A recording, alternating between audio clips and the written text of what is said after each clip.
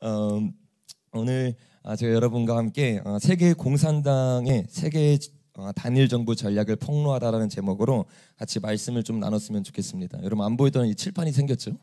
제가 요즘 칠판으로 설교하는 거에 재미가 들려가지고 집에서 조그만 3,000원짜리 그 보드마카랑 화이트보드 사서 하루 종일 막 적고 있어요. 얼마나 중독이 되냐면 샤워하다가 거울에 김이 서리잖아요. 혼자 부웅이 하고 있어요. 이렇게 그러면서 그래서 계속 샤워 시간에도 집에 있을 때도 칠판으로 같이 설교하면서 나아가는데 오늘도 같이 좀 그렇게 설교를 했으면 좋겠습니다. 여러분 이제 돌아오는 주 금요일이 여러분 무슨 날이죠? 6.25 전쟁이죠. 6.25 전쟁이 있었던 날. 저는 이 6월 달이 올 때마다 너무나 기분이 좋아요. 왜냐하면 합법적으로 교회에서 이 국가관에 대해서 설교를 할 수 있고, 그리고 우리가 어떻게 나아가야 되는지에 대해서 더 자세하게 설명할 수 있는 달이 바로 이 6월 달이기 때문입니다. 그래서 오늘은 여러분과 함께 설교지만 동시에 우리가 이 세계에서 어떠한 영적인 세상을 살고 있는지, 어떠한 영적인 전쟁을 하고 있는지에 대해서 같이 좀 나눴으면 좋겠어요. 여러분 6.25 전쟁 다들 아시죠? 한번 따라해볼까요? 6.25 전쟁은 영의 전쟁이었다. 아멘입니까? 6.25 전쟁은요 그냥 전쟁이 아니었어요. 우리가 영적인 눈을 뜨고 이 6.25 전쟁을 보면 이 6.25 전쟁이 영적 전쟁인 것을 누구나 깨달을 수 있어요. 그래서 대한민국에서 하나님이 크게 사용하셨던 수많은 사람들이 이 6.25 전쟁 그리고 공산당 간의 싸움이 그냥 단순히 이념 싸움이 아니라 영적인 전쟁인 것을 깨닫고 목숨을 걸고 외치기 시작했어요. 그 중에 한 분이 제가 영상으로 자주 소개했던 김중곤 목사님입니다. 우리 PPT 한번 띄워주시면 김중곤 목사님이 이런 말씀을 하셨어요. 지금 만일 국보법이 없어져 버리면 이순신 장군 동상에 뭐가 세워진대요? 김일성 동상을 세울 겁니다. 그리고 애국가 대신에 김일성 창가를 부를 것입니다. 세상이 이렇게 변해가고 있습니다. 그때 가면 기독교가 있느냐? 중국도 있는데 왜 없어? 여러분 중국도 교회가 있나요? 없죠. 삼자교회가 있고 그 교회는 진짜 교회가 아니죠. 지하교회로 목숨 걸고 예배를 드리는 교회만 남아있을 뿐입니다. 그리고 이렇게 말해요. 아닙니다. 따라해볼까요? 이것은 영의 전쟁입니다. 여러분 공산당 간의 전쟁은요 이념 전쟁이 아니에요. 빛과 진리의 전쟁이고 참과 거짓의 싸움이고 예수님이냐 우상이냐 하는 싸움이 바로 이 6.25 전쟁을 통해서 우리가 알 수 있는 거예요. 여러분 사진 몇 장만 봐도 이것이 영의 전쟁인 것을 우리가 쉽게 알 수 있습니다. 공산당의 창시자였던 마르크스가 뭐라고 말했어요? 하나의 유령, 공산주의라는 유령이 유럽에 떠돌고 있다. 유럽에 뭐가 떠들고 있대요? 우리 PPT 계속 띄워주시면 좋을 것 같아요. 이렇게 제가 말 안 해도 띄워졌다가 저를 피웠다 해주세요. 하나의 영이 뭐래요? 유럽에 떠들고 있대요. 공산주의를 만든 사람도 우리에게 무엇을 말하냐면 이게 영적 전쟁인 것을 우리에게 말하고 있어요. 그리고 그 다음 장면을 보니까 제가 여러분께 여러 번 보여줬던 것처럼 공산주의의 창시자들이 뭐라고 말하고 있어요? 종교는 뭐래요? 인민을 노예로 만드는 아편이래요. 그 중에서 기독교를 꼭 집어서 말합니다. 그래서 레닌은 이렇게 말해요. 교회는 노동자, 농민, 무상대중의 원수이다. 교회가 정확히 공산주의의 원수라는 것을 레닌이 알고 있어요. 그래서 레닌이 가장 먼저 하는 게 뭐예요? 한번 따라해볼까요? 대형교회부터 파괴해야 된다. 이들은요 적이 누군지를 정확하게 알고 교회를 노립니다. 왜 그래요? 교회만 진짜이기 때문이에요. 불교도 이슬람도 천주교도 이들은 공격하지 않아요. 근데 왜 하필 교회만 공격을 하냐? 교회는 진리를 가지고 있기 때문이에요. 이 공산주의는 뭐로 하는 거예요? 처음부터 끝까지 거짓으로 나가요. 근데 이 거짓을 이기는 것은 진리이기 때문에 교회가 무너지지 않으면 공산주의는 승리할 수가 없어요. 그래서 이들은 끊임없이 교회를 공격합니다. 후르시 초프는 이렇게 말해요. 3년 안에 기독교인들을 다 없앤 후 마지막 한 사람 남은 것을 전국 TV에 보여준 후 처치하여 크리스천의 씨를 말려버리겠다. 얼마나 끔찍한 이야기입니까? 여러분 이것은요 누가 보더라도 역사가 증명하는 것처럼 교회와 공산당의 전쟁이에요. 여러분 1900년대 초반에 이 공산당이 얼마나 치열했냐면 이 전 세계 중에서 빨간색이 다 공산당이었어요. 그리고 우리나라 여기서 고립되는 우리나라만 자유를 지켰습니다. 근데 여러분 빨간색 저 나라에 과연 교회가 남아있을까요? 교회가 남아있지 않아요. 공산당이 들어가는 순간 2, 3년 안에 교회는 다 멸망당합니다. 2, 3년 안에 교회에 다니는 모든 사람들 목회자들은 다 숙청을 당합니다. 여러분 이것이 역사가 보여주는 공산당과의 전쟁은 영의 전쟁이라는 것을 우리에게 보여주고 있는 거예요. 그런데 아직도 공산당 얘기를 하고 이념 이야기를 하면 정치 얘기라고 하는 이런 말도 안 되는 미혹에 빠져 있는 사람들이 있어요. 여러분, 그 미혹에서 빠져나오기를 예수님의 이름으로 축복합니다. 그래서 오늘은 이 6.25 전쟁이나 어떤 이 영의 전쟁에 대해서 우리가 좀 같이 살펴볼 텐데, 어떻게 공산당이 한 나라를 점령하는지, 그것을 우리가 깊게 살펴볼 때 우리가 어떻게 앞으로 공산당 간의 싸움에서 이길 수 있는지, 그리고 앞으로 공산당이 세계를 점령하기 위해서 어떻게 나아갈 수 있는지를 우리가 대비하고 나아갈 수 있습니다. 그래서 우리가 먼저는 공산당이 어떻게 우리를 점령하고 나아가고 있는지에 대해서 같이 한번 나눠봤으면 좋겠습니다. 한번 따라해 보겠습니다. 공산주의의 투쟁의 기술.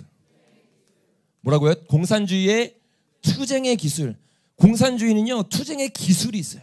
그래서 이 기술로 나아가기 때문에 열심히 교육하고 열심히 인형 공부를 하기 때문에 쉽게 세상을 점령하고 나라를 정복시킵니다. 근데 이들이 어떻게 정복시키는지를 우리가 알게 되면 너무나 충격을 받을 거예요. 그리고 지금 이 나라에서 일어나고 있는 상황들, 영적인 세계가 여러분에게 눈이 열리기 시작할 거예요. 공산주의 투쟁 기술이 크게 4가지가 있어요. 첫째가 뭐냐면, 따라해 보겠습니다. 가짜, 평화, 전술. 여러분, 이 공산주의가 가장 많이 하는 게 뭐냐면 가짜 평화를 말하는 거예요. 여러분, 공산주의는 처음부터 끝까지 거짓으로 시작합니다. 거짓으로 시작을 해서 거짓으로 끝나는 게 공산주의예요. 끝없이 거짓말을 해요. 얼마나 거짓말을 잘하는지 말하는 사람조차도 자기가 거짓말이 아니라 진실이라고 생각할 정도로 거짓말을 하는 거예요. 그래서 2, 3년을 거짓말하는 게 아니에요. 평생을 거짓말을 밥 먹듯이 하는 거예요. 그러니까 이 거대한 거짓말을 할 거라고 사람들이 상상조차 못할 정도로 말을 꺼낼 때마다 거짓말을 하는 거예요. 여러분, 사단이 무엇의 합이에요? 거짓의 합이죠. 거짓의 합이에요. 이 공산당 뒤에는 뭐가 있냐면 거짓의 영인 사단이 있는 거예요. 이 사단을 따라가면서 계속 거짓을 말하는 거예요. 몇 가지만 살펴보겠습니다. 여러분, 1945년에 우리가 뭐 했죠, 여러분? 강복이 됐죠. 이때 주한미군에 들어왔는데 몇 명이 들어와 있었어요? 7만 명이 들어와 있었어요. 7만 명. 근데 1948년 9월 15일부터 이 주한민국이 어떻게 해요? 철수하기 시작해요. 철수해서 언제까지 철수하냐면 49년 몇 월까지? 6월까지 철수를 합니다. 49년 6월이 되니까 어떻게 돼요? 탱크 한 대도 남지가 않아요. 다 철수를 합니다. 왜 철수를 해요? 이제 평화가 왔다는 거예요. 계속해서 공산당이 우리에게 뭐를 가르치냐면, 이제는 평화가 왔다. 이제는 너희가 아니라 내가 원하는 대로 너희가 편안하게 전쟁이 없이 살 수 있을 거야 라고 말하는 거예요. 저를 띄워주시면 될 것 같아요. 그리고 나서 49년 6월에 지나고 1년이 지나서 50년 6월이죠. 6월 7일 무슨 일이 있었어요, 여러분? 6.25 전쟁이 아니죠. 이때요, 이 북한이 한번 띄워줄래요? 김일성이 이렇게 말을 합니다. 그 다음 장면, 평화 조국 통일을 위한 호수문을 띄워요. 그리고 이것을 통해서 우리가 평화롭게 어떻게 해요? 통일을 하자. 언제? 6월 7일 날. 그리고 같은 해 6월 10일 날 어떻게 돼요? 그 다음 장면 보니까 주요 지도자 교환을 제안하기 시작합니다. 어떤 제안을 하는 거예요? 북한에 갇혀있는 기독교 지도자, 이때도 기독교 지도자를 잡아갔어요. 조만식과 남한에 감금되어 있는 남로당 지도자 김상용과 이주화를 교환하자. 그리고 우리가 평화롭게 통일을 이루자. 이러고 이 맞교환식을 언제로 잡은 거예요, 여러분? 6월 25일로 잡았어요. 그럼 이게 충격적인 사실이에요. 뭐를 하는 거예요? 겉에서 계속 거짓말로 우리 평화롭게 통일하자. 우리 평화롭게 나아가자. 뒤에서 계속 거짓말하고 6월 25일이 됐을 때 어떻게 한 거예요? 새벽 4시에 무슨 일이 있었어요? 남침을 하죠. 그리고 삽시간에 다 죽어버려요. 여러분, 이때 대한민국 뭐하고 있었는지 아세요? 누가 저 교환하는 장면에 나가가지고 어떤 당이 나갈 거냐, 서로 박터지게 싸우고 있었어요. 왜? 거기 나가가지고 이 교환하고 나면 그 당이 우세해지니까 여당 야당 할 거 없이 하나님 나라 대한민국을 바라보는 게 아니라 뭘 바라봐요? 자기 이익에 눈이 멀어가지고 서로 싸우고 있었어요. 그러니까 어떻게 되는 거예요? 전쟁이 일어나도 속수무책으로 당하게 되는 거예요. 여러분, 한번 따라해 봅시다. 옆에 있는 사람한테 한번 인사해 볼까요? 우리 서로 싸우지 맙시다. 다시 반대 사람이랑 싸우면 다 죽는 거예요. 아멘? 여러분, 싸우면 다 죽는 거예요. 지금 누가 적인지를 분별하지 못하는 거예요. 그러니까 어떻게 해요? 밖에 있는 적을 놔두고 같이 진리로 모여있는 사람끼리 분열을 일으키는 거예요. 서로 앉아있는 모습을 보기 시작하는 거예요. 여러분, 이게 영의 전쟁의 승패예요. 그래서 이스라엘 백성들이 무너질 때 어떻게 무너졌어요? 적들이 무너뜨린 게 아니에요. 서로 제 가운데 있으면서 시기하고 질투하고 서로 바라보기 시작하는 거예요. 그러면서 무너지는 거예요. 베트콩도 마찬가지예요. 그렇게 무너졌어요. 우리나라는 어떻습니까? 서로 바라보고 서로 싸우고 있다가 무너졌어요. 누가 적인지를 잊어버리는 거예요. 여러분, 이 싸움에 뭐가 있었던 거예요? 철저하게 거짓이 있었어요. 이게 공산주의의 전략이에요. 거짓으로 사람들을 계속 선전성동하는 거예요. 여러분, 72년에는 무슨 일이 있었습니까? 76 띄워주세요. 74 공동성명 발표가 있었죠. 같이 한번 읽어볼까요? 시작. 사상과 이념, 제도의 차이를 초월하여 우선 하나님의 민족으로서 통일은 서로 상대방을 반대하는 무력 행사에 의거하지 않고 평화적인 방법으로 실현할 것. 뭐라고 할 수 있어요? 평화적인 방법으로 실행할 것을 공동성명을 냈어요. 어떻게 됐어요? 이러고 나서 남침이 없었습니까? 북한에서? 아니에요. 8개월 뒤에 어떤 일이 있었습니까?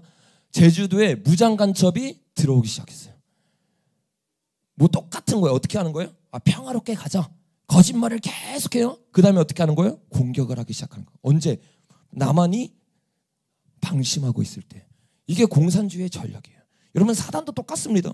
우리가 이 영적인 전쟁을 하고 있어 어떻게 하느냐? 사단은 우리가 정신을 차리고 있을 때, 성령 충만할 때 오지 않아요. 우리가 방심하고 있을 때 옵니다. 언제 방심하게 해요? 거짓 진리들이 들어가서 평강하다 평안하다 할 때. 그래서 내가 하나님을 찾지 않고 하루 동안 하나님이 없이 살 수 있다고 착각하는 교만이 들어오는 순간 우리는 무너지게 되는 거예요. 여러분, 하나님께 붙어있지 않으면 우리는 한순간도 살 수가 없습니다. 여러분, 그 진리를 붙잡고 날마다 주님을 찾으시기를 예수님의 이름으로 축복합니다. 이러고 나서 73년에 우리나라를 공격했어요. 근데 이 73년에 또 어떤 일이 있었어요? 여러분, 73년 1월에 어떤 일이 있었냐면 파리에서 평화협정이 있었습니다. 한번 띄워주실래요? 이 파리의 평화협정이 뭐냐면 베트남이 계속 전쟁 중이었는데 베트남 평화협정을 맺은 거예요. 그래서 결국에는 이 파리 협정을 말미암아서 어떻게 되냐면 종전선언이 됩니다. 종전선언이. 전쟁이 끝났다. 이게 뭐예요? 전략이었죠. 우리는 평화롭다. 평화하다가 되고 전쟁이 끝나니까 어떻게 돼요? 3월에 베트남에 주둔했던 미국이 완전 철수를 했어요. 왜? 평화니까. 이게 뭐예요? 그들이 노리고 있는 거야. 철수하고 나서 2년 뒤에 어떤 일이 있어요? 4월 30일에 북베트남이 사이공을 함락합니다. 그리고 76년에는 베트남 사회주의 공화국이 선포되기 시작해요. 이게 여러분 공산주의의 전략이에요. 어떻게 해요? 거짓 평화를 계속해서 가르치는 거예요. 그래서 우리 대한민국 가운데 계속 평화를 외치고 잘 될 거야 잘 될 거라고 외치는 사람들, 이 사람들을 통해서 나라가 멸망하는 것을 우리가 보게 될 겁니다. 그래서 가짜 평화, 가짜 안보에 속지 말기를 예수님의 이름으로 축복합니다. 여러분, 근데 여기에 속아서 공산주의 국가 됐어요. 그러니까 어떤 일이 있어요? 76년부터 86년 10년 동안 600만 명이 처형되고 숙청이 됐어요. 여러분, 이때 이 베트남이 어떤 나라였어요? 세계의 공군력이 4위였어요. 절대로 쳐들어올 수 없을 거라고 착각을 하고 있었어요. 근데 거짓을 통해서 평강하다 하고 전쟁을 준비하지 않으니까 어떻게 돼요? 속수무책으로 당하는 거예요. 600만 명이 죽고 100만 명이 어떻게 됐어요? 보트피플이 됐어요. 해상을 떠돌아다니다가 10만 명 이상이 죽었습니다. 누가요? 보수 꼴통이라고 말하면서 젊은 세대들이 자파 이러면서 자기네들이 잘났다고 생각했던 600만 명이, 100만 명이 정신을 차리지 않으면 우리도 이 꼴이 나는 거야. 세계의 공군 4위였던 사람들이 그 다음 장면 보면 이게 뭐예요? 보트피플이 된 거예요. 얼마나 끔찍합니까? 상상을 초월하는 거예요. 가장 잘 살던 나라 중에 하나였어요. 이때 당시. 순식간에 무너져 버린 겁니다. 왜? 이 거짓 평화에, 가짜 평화에 속아버렸어. 여러분, 가짜 평화가 외쳐지기 시작할 때 우리는 더 정신을 차리고 더 주님 앞에 나아가고 더 정신을 차려서 전쟁을 준비할 줄로 믿습니다. 여러분, 이런 일들을 가장 많이 하면서 평화를 외치는 사람들이 누구예요? 바로 종북 세력들이에요. 제가 여러분들에게 이 종북 세력들에 대해서 많이 얘기했어요. 특별히 이 종북 세력 중에는 교회 안에 들어있는 종북 세력들이 있습니다. 이들이 하는 일이 뭐예요, 여러분? 한번 띄워주세요. 그 다음 주에 보면 3가지가 있는데 키줄 리브 훈련을 반대해요. 그리고 무조건적인 대북 지원을 합니다. 2번째가 뭐예요? 국가보안법을 폐지하라 그래요. 3번째가 뭐예요? 제주도의 해군기지를 반대합니다. 어떻게 하는 거예요? 미국을 떠나가라는 거예요. 이들이 누구예요? 기윤실, 기독교 청년 아카데미, 홍정길, 최철호, 손봉호, 우리가 그동안 외쳐왔던 이 사람들이 가장 주되게 하는 사역이 뭐냐면 미군이 물러나가는 거예요. 왜? 진짜 평화가 왔으니까. 여러분 기온실에 가면요, 그 다음 장면에 보면 2018년에 한 특강을 했습니다. 이 이재봉 교수라는 사람이 와가지고. 근데 이 사람이 와서 어떤 특강을 하냐면 이후 신뢰가 쌓이면 수교하고 평화협정을 맺을 수 있다. 그래서 뭘 가르치는 거예요? 우리 평화롭게 갈 수 있다. 우리 전쟁 안 일어날 수 있다. 그러면서 하는 말이 뭐예요? 주한미군을 철수하고 핵무기를 폐기한 뒤 남북 간의 군사력의 균형을 맞추면 된다. 주한미군은 어떻게 하래요? 철수하라는 거예요. 철수. 이거를 교회에서 계속적으로 가르치고 있는 거예요. 그러면서 뭐라고 말해요? 밑에 보니까 얼마나 비상식적인 일인가. 정전, 휴전 협정을 종전, 평화 협정으로 바꿔야 한다. 그럼 지금 똑같은 일이 일어나고 있는 거예요. 계속해서 어디서부터? 교회에서부터. 교회 사람들이 정신 차리면 안 되거든요. 그래서 교회 안에서부터 계속해서 평화, 가짜 평화를 얘기하면서 잘 될 거야 얘기하면서 주한미군 떠나가고 우리 민족끼리 하라고 가르치고 있다는 거예요. 이 사람들을 통해서 어떤 일이 일어나는 거예요? 점점 나라가 세뇌되기 시작하는 거예요. 교회 안에서 진리가 들어가는 것이 아니라 하나님의 말씀이 들어가는 것이 아니라 뭐가 들어가요? 거짓이 들어가고 있는 거예요. 진리가 아닌 거짓이 들어가는 순간 교회는 힘을 쓸 수가 없어요. 여러분 교회뿐만 아니에요. 이번 정부가 어떻습니까? 말만 하면 뭐라고 해요? 종전선언을 얘기해요. 이 미국과 세계에서도 뭐라고 말해요? 너무나 뜬금이 없어서 미국에서는 허상을 지적할 정도예요. 여러 번 말하면서 뭐를 말해요? 한반도에 종전선언이 나야 된다. 종전선언이 되는 순간 전쟁이 시작이라고 보면 돼요. 전쟁이 시작. 여러분 베트남에서 어땠어요? 베트남에서도 미군이 철수하니까 어떻게 돼요? 2년 뒤에 전쟁이 일어났어요. 우리나라에서 1949년에 주한미군이 철수하니까 어떤 일이 일어났어요? 50년에 전쟁이 일어났어요. 왜요? 이들이 원하는 건 미국이 철수하는 거예요. 근데 이것을 아는 사람들이 어떻게 해요? 계속 고집고대로 뭐라는 거예요? 종전선언을 해야 된다는 거예요. 심지어 문재인 대통령은 어떻게 했냐면 종전선언 회의가 있기 3시간 전에 북한이 우리나라 사람을 총으로 쐈어요. 죽었습니다. 그리고 시신이 훼손됐던 거를 접수했어요. 그럼 어떻게 해야 돼요? 종전선언이 아니라 이것을 없애버려야죠. 연설을 하지 말아야 되죠. 이 보고를 받고 나서도 어떻게 하는 거예요? 종전선언을 해야 된다고 연설을 하는 거예요. 그 마음 가운데 뭐가 있는 거예요? 종전선언만 딱 있는 거예요. 우리나라 안보가 아니라. 이게 진짜 무서운 사실입니다. 여러분 우리는 가짜 평화에서 빠져나와야 될 줄로 믿습니다. 두 번째로 한번 따라해 보겠습니다. 통일, 전선, 전술. 저기 다 나오죠? 안 적을게요. 통일, 전선, 전술이 나와요. 이게 뭐냐면 쉽게 말하면 이거예요. 적이 4개가 있어요.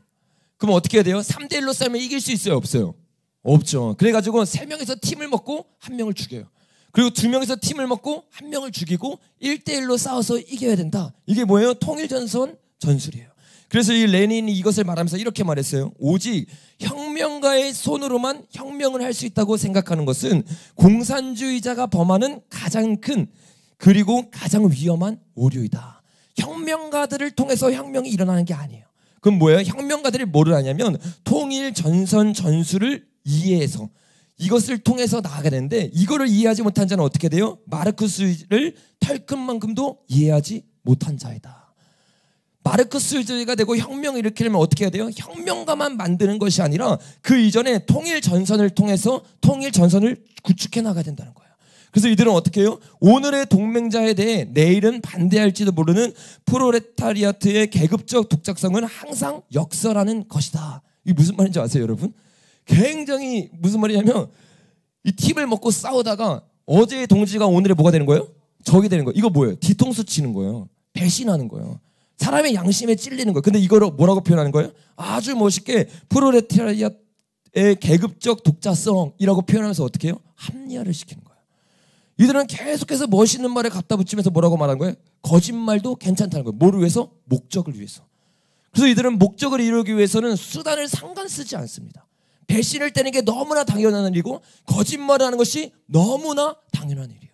이들이 더 무서운 것이 무엇이냐면 그 밑에 거면 마지막 거 같이 한번 읽어볼까요? 시작. 공산당은 다른 세력들이나 단체들과 더불어 행동을 이라고 그 중에서도 근본적인 문제에서 공산당과 견해를 달리하는 자들과 협력할 수 있는 능력을 보여줘야 한다. 이들은요 근본적으로 자신과 문제가 다른 사람하고도 합쳐질 수 있어요. 하나 될 수 있어요. 기독교는 어떻습니까? 진리가 다르면 합쳐질 수 없어요. 근데 이들은요 자기와 근본적으로 달라도 그들을 이용해서 다른 적을 먼저 죽이려고 그래요. 교회가 여기에 다 속아버린 거예요. 왜요? 그들이 양의 탈을 쓰고 오거든요. 그들이 우리 같은 편이다 하고 들어오는 거예요.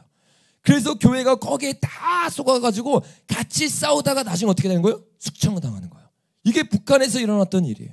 여러분 북한이 자기네들의 나라를 세우기 시작할 때 가장 큰 적이 누구예요? 당연히 남한이죠. 기독교와 여러분 공산주의가 함께 갈 수 있습니까? 함께 갈 수가 없어요. 왜냐하면 하나님을 믿는다고 말하는 게 기독교니까. 근데 어떻게 해요? 남한을 죽이기 위해서 교회와 손을 잡아요. 그게 누구예요? 김익도 목사와 손을 잡기 시작하는 거예요.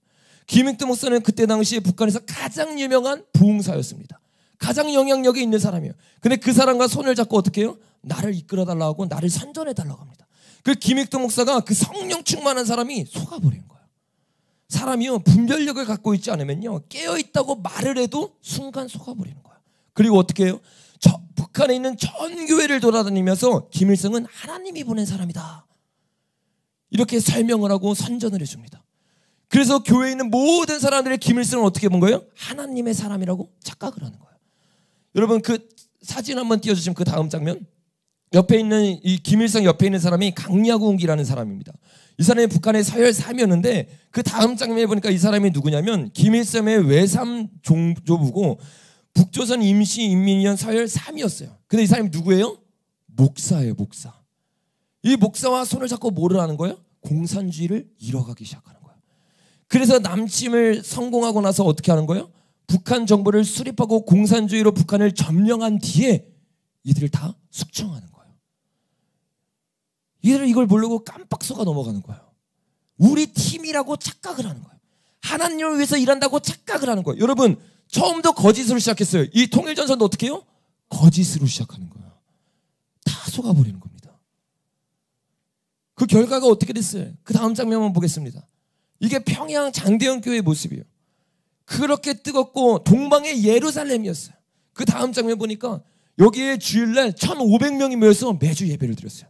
얼마나 뜨겁게 예배를 드렸던지 사람들이 그곳에 가가지고 그 뜨거움에 놀랄 정도로 세계적으로 유례가 없을 정도로 통성기도를 통해서 사람들이 통곡을 하고 회개를 했어요. 근데 이 사람들이 다 거짓에 속아버린 거예요. 목사님들이 정신을 차리고 깨닫게 해줬어야 되는데 목사님들이 앞장을 서서 어떻게 하는 거예요? 거짓에 속아버리는 거예요. 우리 편이라고 착각을 해버리는 거예요. 그 결과가 어떻게 됐어요? 그 다음 장면. 그 자리에 김일성 동상이 세워지는 거예요. 북한이 공산화하는 데고요. 2, 3년 안에 어떤 일이 있었어요? 북한에 있는 모든 교회가 멸절당했습니다. 이게 6.25 전쟁의 열매예요. 정신을 차리지 못하는 거예요. 누가? 교회가 가장 앞장서서 이거를 도와주는 거예요. 여러분 그들의 세 번째 전략이 있습니다. 한번 따라해 보겠습니다. 언론, 선전, 선동, 전술. 이들이 가장 잘 사용하는 게 뭐예요? 선전, 선동하는 거예요. 이거를 통해서 수많은 사람들을 미혹합니다. 여러분 1917년에 공산주의 혁명으로 러시아가 멸망을 당했어요. 근데 충격적인 게 뭔지 아세요? 멸망을 당할 때 이 볼셰비키 혁명을 통해서 이 러시아가 멸망했는데 그때 당시 당원이 100명 이하예요. 100명 이하의 사람들을 어떻게 한 거예요? 대한민국보다 100배나 넓은 러시아를 점령해버린 거예요. 어떻게 해요? 그때 당시에 공산당의 호의적인 신문이 러시아에 41개나 있었어요. 이 41개 중에 러시아 신문은 29개고 소수민족 신문은 12개였습니다. 이 신문들을 뭐를 하는 거예요, 여러분? 선전선동을 하기 시작하는 거예요. 이 볼셰비키라는 뜻이 무슨 말이냐면 다수파라는 뜻이 다수파. 여러분 100명이 다수입니까? 아니에요. 근데 이들이 100명 해가지고 뭐라는 거예요? 선전선동을 하기 시작하는 거예요. 근데 이들을 제가 보면서 너무나 회개하고 주님 앞에 다시 한번 우리 교회를 점검했던 게 뭐냐면 이 볼셰비키 당원을 만드는데 논쟁이 붙어요. 어떻게 하면 이 당원을 만들까? 어떻게 하면 당원에 들어가는 기준을 세울까 하는데 이 레닌이 말을 하는 거예요. 다른 사람들이 그냥 당원에 돈을 내고 회비를 내면 당원으로 포함시켜주자. 그때 렌이 뭐라고 하면 안 된다. 그건 당원이 아니다. 직업이 있고 정말 돈을 내지만 이 자신의 직장보다 자신의 가정보다 이 혁명이 우선인 사람, 헌신할 수 있는 사람, 이 사람이 단원의 기준이다. 확 높여버리는 거야. 그러니까 어떻게 돼요? 100명만 모여도요 일당 100을 해버리는 거야. 근데 교회는 뭐예요? 자리만 채워요. 헌금 내면 성도래요. 기도도 안 하고 주님 나라를 위해서 목숨 걸지도 않고 주님 위해 나아가지 않는 제자들을 확 낮춰버렸어요. 예수님은 우리에게 뭐라고 말했어요? 예수님의 당원이 되기 위해서는 날마다 내 자신을 부인해야 되는 거야. 내가 없고 주님을 위해서 살아가는 거야. 의식주를 위해서 살아가는 것이 아니라 주님의 나라를 위해서 살아가는 거야. 이게 주님이 말한 제자도인데 오늘날 교회는 제자들은 완전히 없애버리고 뭐를 만들어버린 거예요? 교인을 만들어버린 거야. 그러니까 1000,000명이 되는데 이 100명을 못 이기는 거예요. 여러분, 우리 교회가 어떤 교회가 돼야 돼요? 정말 공산당과 싸우고 정말 하나님 나라를 무너뜨리는 세력들과 싸우기 위해서는 덩치가 커지는 것이 아니라 이 사람들처럼 제자도의 기준을 높여야 될 줄로 믿습니다. 여러분, 정말 그냥 고만고만한 신앙생활을 생각하지 마세요. 지금은 그렇게 신앙생활할 때가 아닙니다. 정말 주님의 나라와 주님의 의를 위해서 나아가야 돼요. 여러분의 인생의 목적이 바뀌고 여러분의 가치관이 바뀌어서 정말 이들이 혁명당원을 뽑기 위해서 헌신된 자를 찾은 것처럼 저와 여러분이 주님의 나라에 헌신된 자가 되기를 예수님의 이름으로 축복합니다. 그래서 이들은 이 혁명당원을 만들기 위해서 엄청나게 노력을 해요. 대학교 1학년 때부터 밥을 사주고 먹을 것을 사주고 같이 친해지고 교육을 하면서 이들을 세뇌시키고 이들을 어떻게 해요? 단원으로 거듭나게 하는 거예요. 여러분, 복음을 전한다고 말하는 우리들은 뭐를 하고 있습니까? 영혼들에게 밥 한 끼 사주고 있나요? 정말 그들에게 나아가서 양육을 하고 그들에게 복음을 전하고 있습니까? 이러한 노력들이 우리에게 하나도 없는 거예요. 그러니까 우리는 당원을 만들고 우리는 제자를 만드는 게 아니라 우리는 오합지졸을 만들고 있는 거예요. 그러면 이 마지막 때는 오합지졸들이 빛과 어둠의 영적인 전쟁에서 승리하는 게 아니에요. 정말 예수님의 제자가 될 사람들, 정말 회개하고 정말로 주님의 나라를 위해서 내 직장, 내 가정, 내 목숨까지도 내려놓을 수 있는 사람들, 이런 사람들을 통해서 주님이 열매를 맺을 줄 믿습니다. 어쨌든 이들은 이런 혁명당원을 100명을 만들었어요. 이 100명은 뭐예요? 공산당을 위해서 죽을 수 있는 자들이에요. 공산당을 위해서 목숨을 걸고 물질을 내어드리고 자신의 비전과 시간을 던지는 사람들이에요. 이들을 통해서 신문이 41개가 넘어와 버리는 거예요. 이 41개를 통해서 선전성동을 하기 시작해요. 레닌의 선전성동 기술이라는 책에 보면 이렇게 말해요. 대중이 우리가 다수임을 믿게 만들어라. 100명이도 어떻게 해요? 우리가 다수임을 믿게 만드는 거예요. 여러분, 이게 혹시 공산주의 바이러스라는 책 혹시 아시나요? 이게 작년 6월 25일 기념으로 만들어진 책인데 이 책에 보면 더 자세하게 나와 있어요. 나중에 여러분 참고해 보시기 바랍니다. 제가 이 한 챕터에 있는 이야기들을 지금 여러분과 나누고 있는 거예요.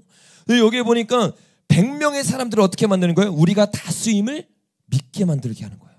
전의만으로는 이기지 못한다. 이들이 만든 100명의 전의대가 있었어요. 그들로는 이길 수 없어요. 그들을 가지고 뭐를 하는 거예요? 전 계급이 전의대를 직접 지지하거나 혹은 적어도 전의에 대하여 호의적 중리를 지킴으로써 적을 지지하는 일이 완전히 불가능하게 되기 전에는 오직 전의만을 결정적 투쟁에 투입하는 것은 바보스러울 뿐 아니라 제약이기도 하다. 이들이 뭐예요? 100명을 만들었어요. 그 100명을 딱 만들면 전쟁에 나가는 거 아니에요. 그 100명을 가지고 선전선동을 해서 수많은 대중들, 이 회중들을 어떻게 하는 거예요? 자기 편으로 만들어버리는 거예요. 그게 되기 전까지는 절대로 움직이지 않아요. 여러분, 지금 대한민국에 간첩이 있을까요? 없을까요? 있죠. 제가 이 간첩에 대한 설교를 했어요. 화요철야 때였어요. 설교를 하고 그때 새벽 만나를 제가 교회에서 할 때인데 교회에서 하고 있는데 갑자기 모르는 두 분이 딱 온 거예요. 그 두 분이 누구냐면 간첩 잡는 경찰들이었어요. 와가지고 뭐라고 말하면 자기가 잡은 그 간첩이 제가 말했던 그 예수원 대청도 신부가 있던 그 마을에서 목사들로 잡힌 거예요. 그게 실제로 목사들 가운데 간첩이 있는 거를 그 사람은 뭐예요? 그냥 이론이 아니라 자기가 잡아서 한 거예요. 조사해서 한 거예요. 이게 실제라니까요, 여러분. 실제로 이런 일들이 일어나고 있어요. 근데 그들이 드러내지 않아요. 언제까지? 대중이 자기들을 지지할 때까지. 대중이 자신의 적들로부터 돌아서기 전까지. 그때까지는 계속 선동하고 선전하기 시작하는 거예요. 우리 당 조직의 활동의 기본적인 내용, 이 활동의 초점을 이루는 것은 가장 강범한 대중을 대상으로 한 정치적 성동이다. 이들이 가장 먼저 하는 게 뭐예요? 정치적 성동을 하기 시작하는 거예요. 이 정치적 성동을 하기 위해서 가장 좋은 게 여러분 뭐예요? 한번 따라해 볼까요? 이와 같은 활동은 자주 발생되는 전국적인 신문 없이는 생각할 수 없다. 여러분 이때 당시에는 미디어가 발달되지 않았어요. 이때 당시에는 뭐가 있었어요? 신문이 있었어요. 그래서 이 공산주의자들이요, 나라를 점령하기 위해서 가장 먼저 들어간 데가 어디예요? 언론사고 출판사예요. 출판사를 점령하고 언론사를 점령하고 뉴스를 점령하면 어떻게 돼요? 눈과 귀를 막게 되는 거예요. 여러분 제가 눈과 귀는 뭐라고 했어요? 영성이다. 영성. 내가 보고 듣는 게 영성이 되는 거예요. 내가 보고 듣는 게 믿음이 되는 거예요. 근데 내가 보고 듣는 것을 바꿔버려. 그럼 뭐가 들어요? 믿음이 아니라 불신앙이 들어오는 거예요. 잘못된 사상들이 들어오는 거예요. 이거를 뭐로 한 거예요? 레닌은 신문으로 하는 거예요. 신문으로 어떻게 하냐면 아주 구체적이에요. 투쟁의 기술이, 그러니까 이들이 얼마나 잘 싸우는지 몰라요. 이렇게 말합니다. 민주주의가 망할 때까지 민주주의를 외쳐라. 이게 80년대 90년대 때 이 386 세대들이 밤낮으로 모여가지고 공부하면서 이걸 배운 거예요. 어떻게 투쟁하고 어떻게 나라를 점령할 것인가. 그 이들이 우리나라에서 어떤 일이 있었어요? 공산주의를 체포했다는 사실을 감추고 뭐라고 말해요? 민주화 투사를 체포했다. 민주화 얘기를 계속하는 거예요. 그 우리나라에서 민주화 얘기가 들으면 이게 어떤 민주화인지 잘 봐야 돼요. 자유민주주의를 지키는 민주화인지 아니면 자유민주주의를 죽이는 민주화인지. 그 우리나라에서도 대한민국 공산혁명을 추진했던 386 세대들을 뭐라고 둔갑해요? 민주화 인사로 둔갑을 해요. 그리고 그들에게 국민세금으로 몇 억씩 보상금을 받고 국회의원이 되게 하고 심지어는 청와대까지 들어가게 하는 거예요. 그럼 이게 어디서 나온 거예요? 레닌의 선전성동 전술에서부터 시작된 거예요. 밤낮으로 이거를 공부한, 그 머리가 사고가 거기서 딱 멈춰 있는 거예요. 지금 그대로 대한민국이 돌아가는 거예요. 왜요? 68혁명 이후 우리나라에 그 흐름이 들어왔어요. 그걸 받은 세대가 몇 학번이에요? 88번부터 8082부터 83, 85, 86까지 이들이 받았는데 이들이 지금 어떻게 됐어요? 대한민국의 장이 된 거예요. 50대가 된 거예요. 60대가 된 거예요. 대한민국 최고의 자리에 올라간 거예요. 그 지금 이대로 우리나라에서 일어나고 있는 거예요. 근데 충격적인 게 뭔지 아세요? 이렇게 선전성동을 통해서 100명을 통해서 41개의 언론사를 통해서 러시아를 점령했어요. 그리고 점령을 하자마자 레닌이 이렇게 말해요. 이들 신문을 간용하는 것은 사회주의를 그만두는 것이다. 어떻게 해요? 41개를 다 폐쇄해버려요. 자기 도왔던 사람들 39개인가를 먼저 폐쇄해요. 그리고 뭐라고 말해요? 불행하게도 이번에 폐쇄된 것은 신문의 전부가 아니다. 머지않아 전부 폐쇄될 것이다. 이게 뭐예요? 통일전선 전술이죠. 자기 편인 척 데리고 왔다고 어떻게 하는 거예요? 언론사들이 입을 다 막아버리는 거예요. 지금 우리나라도 이렇게 변해가고 있습니다. 이 책에서 제가 이걸 갖고 왔다고 말했는데 이호 목사님이 이 얘기를 하면서 이렇게 얘기를 했어요. 그 다음 장면에 보니까 우리나라에도 비슷한 현상이 있었습니다. 좌파 단체들과 역사학자들이 교과서 국정화를 반대했습니다. 여러분 이 사건 기억나시나요? 교과서 국정화를 반대하는 일이 일어났어요. 왜 반대하느냐? 정부가 교과서를 만들면 일반적 견해를 강조하는 것이 되어서 다양성이 침해된다라는 이유로서 반대를 했어요. 근데 이 목사님 이렇게 코멘트를 하는 거예요. 그렇다면 정부가 국정화를 추진하기 전에 과연 우리나라 역사 교과서는 다양성이 존재했을까요? 존재하지 않았다는 거죠. 전국에는 2356개의 고등학교가 있어요. 근데 그 가운데 대한민국을 근정하는 교학사 교과서를 채택한 곳이 몇 곳이에요? 한 곳이에요. 한 곳. 그러니까 2355대 1이었던 거예요. 여러분 이게 다양성인가요? 다양성이 아니죠. 교학서 교과서를 채택한 단 한 개의 학교마저도 어떻게 됐어요? 좌파 단체들의 협박에 시달리다가 교과서 채택을 포기했어요. 그럼 어떻게 되는 거예요? 2356대 0. 이게 다양성이에요, 여러분? 이건 다양성이 아니죠. 하나의 생각만을 강요하는 거예요. 보수가 있고 좌파가 있어요. 그러면 50대 50으로 나눠가지고 이 교과서들이 있었어요. 그러면 국가에서 한다고 하면 다양성 이야기를 할 수 있어요. 근데 지금 이건 완전히 다른 상황이에요. 어떤 상황이에요? 좌파에서 완전히 교과서를 다 먹고 있는 거예요. 그러니까 대한민국이 어떻게 되는 거예요? 아이들이 고등학교를 졸업했는데 사상정사가 돼서 나오는 거예요. 하나님을 믿는 것이 아니라 성경을 믿는 것이 아니라 사상에 사로잡혀서 세상을 보는 색안경이 껴서 나오게 되는 거예요. 여러분, 이것이 지금 우리나라에서 일어나고 있는 일이에요. 여러분, 좌파가요, 누구부터 시작했죠? 막스로부터 시작했죠. 이 막스가 1917년, 19년 예언했던 게 틀렸어요? 맞았어요? 틀렸죠. 세계대전이 나라끼리 안 싸우고 노동자와 계급끼리 싸운다고 했는데 어떻게 됐어요? 나라와 나라끼리 싸웠어요. 그래서 이것을 포기하는 것이 아니라 이 공산당이 어떻게 해요? 이 오류를 분석하기 시작해요. 두 명이 있었는데 누구였죠? 그람시. 한번 따라해볼까요? 그람시. 이 사람 외워야 돼요. 그람시. 그 다음에 한번 따라해볼까요? 루카치. 그람시와 루카치 두 명이 어떻게 해요? 오류를 분석하기 시작해요. 근데 이 루카치라는 사람이 어떤 사람이에요, 여러분? 이제는 총각 칼로 싸워서 이길 수 없다는 걸 깨달은 거예요. 그래서 이 두 사람이 오류를 분석했는데 어떻게 분석하냐면, 문화를 점령해야 된다. 이젠 총각 칼로 싸우는 것이 아니라 문화에 들어가야 된다. 그래서 실제적인 방법으로 루카치는 뭐를 선택했냐면 자기가 직접 문화 담당관이 됩니다. 그리고 나서 어떻게 하는 거예요? 학교에 급진적인 성교육을 가르치기 시작하는 거예요. 왜요? 창세기를 무너뜨리면 교회는 끝나버리거든요. 그래서 급진적인 성교육을 헝가리에서 가르치기 시작해요. 다행인 건 뭐예요? 그때 당시에 헝가리의 부모님들이 깨어 있었어요. 그래서 어떻게 했어요? 헝가리에서 이 성혁명이 일어나는 것을 기독교 사람들이 막아냅니다. 여러분, 깨어있는 기독교인이 있으면 공산주의는 절대로 틈탈 수 없어요. 우리가 깨어나서 이것을 막아야 될 줄로 믿습니다. 근데 여러분, 우리나라에서 이런 일이 똑같이 일어나고 있어요. 여러분, 김철웅 교수님이라고 혹시 아세요? 이분이 아주 뛰어난 공산주의자였어요. 그 공산주의를 하루에 8시간, 9시간씩 공부를 하다가 얼마나 열심히 공부를 했냐면 점심시간에 모르는 문제가 나왔어요. 서울대였는데.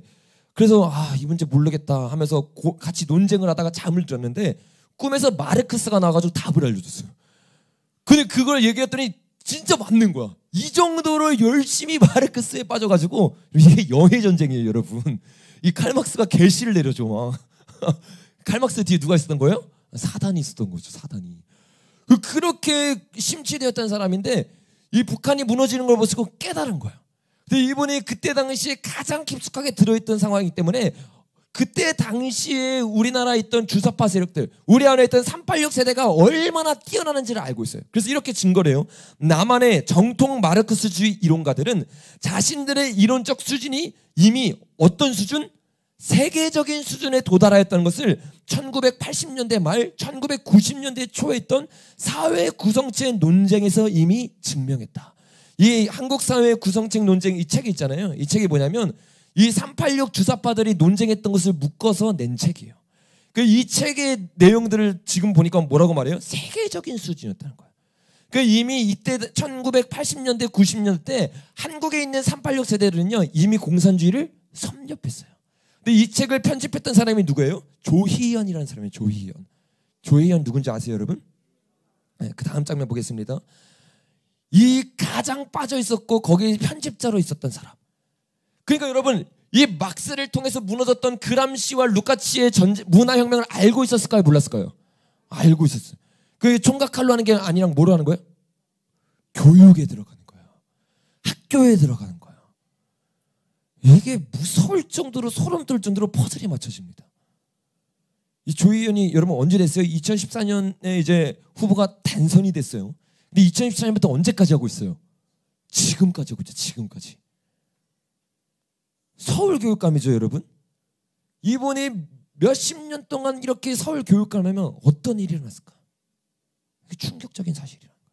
뉴스엔주에서, 뉴스엔주는 어디나 빠지지 않는데 조희연 이 사람에 대해서 이제 인터뷰를 했는데 이 조희연이 자기가 기독교인이래요. 근데 자기는 교회를 안 나가고 예수님을 믿는다는 거예요. 이 기사에 나오는데 그 사람이 뭐라고 말해요? 소수자 존중은 인권의 알파와 오메가라는 거예요. 기독교인이라고 하면서 진리와 정반대되는 이야기를 하고 있는 거예요. 이 사람이 누구라고요? 교육감이라고요. 이 사람의 사상이 서울에 있는 전국에 있는 학생에게 퍼지기 시작하는 거예요. 얼마나 무서운 건지 아셔야 돼요, 여러분. 그 뭐라고 말해? 개신교가 소수자의 피난처가 됐으면 좋겠다. 여러분, 이 교육감의 사상으로 교육을 하기 시작하는 거예요. 여러분, 과연 10년 사이에 어떤 일이 있었는지 우리가 좀 같이 실제적으로 좀 살펴봤으면 좋겠는데, 우리 교회 고등부요 장난이 아닙니다. 정말 제가 이번에 진짜 깜짝 놀랐는데, 정말 이 진리로 깨어 있으면 이 사상에 전혀 절대 물들지 않는다는 것을 제가 우리 저희 중고등부 고등부 친구들을 통해서 좀 봤어요. 그 친구들이 계속해서 이런 얘기를 하는 거예요. 카톡방에서. 우리 카톡방 한번 띄워줄까요? 실제로 일어났던 일이에요. 이게 그 고등부의 한 단톡방입니다. 실명 다 지웠는데 실제로 수업 시간에 여러분 어떤 일이 일어나고 있어요? 반의 감정을 강의로 가르치고 있어요. 그리고 어떤 일을 해요? 한겨레 기자를 초청을 해가지고 강의를 듣는데 강의 내용이 어떻게 해요? 매우 평양적이에요. 가짜 뉴스를 가장 많이 퍼뜨린 사람이 트럼프라고 고등학교에 가서 얘기를 했어요. 고1 때는 윤리 선생님이 수업 시간에 뭘 틀어줬대요? 유시민의 알릴레요.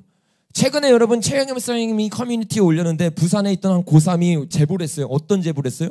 수업 시간에 뭘 봤대요? 김어준의 뉴스공장을 봤다는 거예요. 여러분 무슨 지금 가정 공정을 얘기하는 사람들이 어떻게 하고 있는 거예요? 그 반대로 가고 있는 거예요. 그 영상에서 유시민 작가가 뭘 말했대요? 사회주의를 옹호했다는 거예요. 이런 거를 위에서 막아줘야 되는데 교육감이 어떤 사상을 가지고 있어요? 똑같은 사상을 가지고 있는 거예요. 똑같은 친구인데 수학 선생님이 통일을 연호한다면서 한 번도 배지 있죠. 이거를 백팩에 이렇게 붙이고 다녔대요. 근데 그거를 보고 사람들이 우리도 주세요 해가지고 어떻게 해요? 그걸 나눠줬다는 거예요. 하나씩 사상교육을 하기 시작하는 거예요. 중3 때는 어떻게 해요? 이 루카치가 했던 것처럼 똑같이 중3 때 외설적 성교육을 받아서 어떻게 돼요? 남자 성기 모양의 콘돔을 끼우게 하는 교육. 손경이 성교육 강사의 외설적 성교육 영상을 보여주는 등 여러 가지 외설적 성교육을 가르치기 시작하는 거예요. 여러분 이거 지금 우리 중등부 친구들 지금 저기 형 누나들이 지금 한 거야. 잘 봐야 돼. 이 멋있는 형 누나들이야. 이것들을 분별하고 어떻게 하는 거예요? 알고 있는 거예요. 그리고 어떻게 해요? 다른 사람이다. 다른 친구. 저도 작년에 차별 주제로 PPT를 만들었어요. 어떻게 해요? 차별 주제로 PPT를 만들어서 발표하게 만드는 거예요. 이분들이 뭘 느끼는 거예요? 이 친구들이 교육 시스템은 다 같은 것 같아요. 정확하게 짚혔죠. 교육감이 누구라고요? 이 386 주사파. 거기서부터 흘러나오니까 교육이 어떻게 해요? 다 똑같이 가는 거예요. 이상하게 올해 이런 선생님을 더 만났어요. 작년에는 이 정도도 아니었는데. 그리고 창제 시간으로 남는 시간에 뭐래요? 페미 사상을 영상으로 배운대요. 이게 여러분 지금 자녀들이 배우고 있는 거예요. 우리 지금 다음 세대들이 배우고 있는 거예요. 그 다음 장면 한번 보겠습니다. 이 친구들이 아주 그냥 사상이 진리가 똑바로 바뀌는 친구들. 그래가지고 그 증거자들을 다 카톡방에 공유를 하는 거예요. 그 증거자료가 뭐냐면 학교에서 실제로 배우는 거예요. 근데 이 독서 창의 캠프를 하는데 여러분 왜 우리가 국정화를 하려고 했어요? 그 교과서를? 거기에 단어들이 이 386 단어들이 들어가 있는 거예요. 좌파 단어들이 들어가 있는 거예요. 정확히 그 해결문을 따라가고 있죠. 노동, 전태일, 노동, 비정규직, 노동, 전태일 이것들을 뭐라고 계속해서 뭐 하는 거예요? 아이들에게 심어주는 거예요. 그 다음 장면에 보니까 그 위에 역사 바로 알기라는데 책이 뭐예요? 5.18 맑음. 저수지 아이들 소년이 온다는데 이거 두 개 다 무슨 책이에요? 5.18에 대한 책이에요. 사상교육을 하고 있는 거예요. 아이들이 깨닫지 못할 때. 그 다음 장면. 이게 처음이자 마지막으로 너에게 던져주는 땡땡쌤의 가제다. 이 친구가 찍어온 거예요. 이 가제 내용이 뭐예요? 차별금지법의 현황 사례. 성별을 중심으로. 젠더를 가르치는 거죠. 그리고 뭐예요? 우리 사회 현재 젠더 관련 이슈를 갈등 사례를 해오고 각 정당에서 내세우는 젠더 관련 정책들을 알아와라. 그리고 마지막엔 뭐예요? 젠더 갈등 해결 방법. 내 생각을 적어와라. 이게 여러분 뭐예요? 처음이자 마지막으로 던져주는 과제라는 거예요. 고등학교에서 이런 과제를 배우고 있어요. 수업 시간에 이거 지금 저희 고등부에 있는 실제적인 이야기예요. 딱 수업 시간에 영상을 봤는데 그 영상이 뭐냐면 이런 내용이에요. 선량한 차별주의자에 대해 이야기하고자 합니다. 이 선량한 차별주의자 책이 있어요. 그 다음 장면 보니까 이 책이 뭐냐면 차별금지법에 대해서 다루는 책입니다. 이거를 언제 배운다고 여러분? 수업 시간에 배우는 거예요. 수업 시간에. 여러분 그리고 이 친구들이 학교 도서관에서 염탐해가지고 책을 찍어왔어요. 또 대단한 친구들인데 제가 이걸 보고 야 진짜 우리 박수 한번 줘볼까요? 야 이게 진짜 그러니까 저는 정말 복음으로 아이들을 가르치고 진리를 외치고 이거를 알려주면 이 아이들이 이 세상 속에서도 정말로 끝까지 버티고 싸울 수 있다는 것을 이번 이걸 통해서 더 뼈저리게 깨달았어요. 그래서 여러분의 자녀들을 복음으로 교육하시길 바랍니다. 이 책이 여러분 어떤 책들이에요? 열보니까 여성 문제에 대한 이 란이 따로 있고 노동 문제에 대한 란이 따로 있는데 여기 뭐예요? 다 페미니즘에 대한 책들이죠. 그 다음 장면 보니까 추천 도서가 있는데 추천 도서에 뭐예요? 세상의 절반이 여성 이야기. 이 우리교육 출판부에서 만들었어요.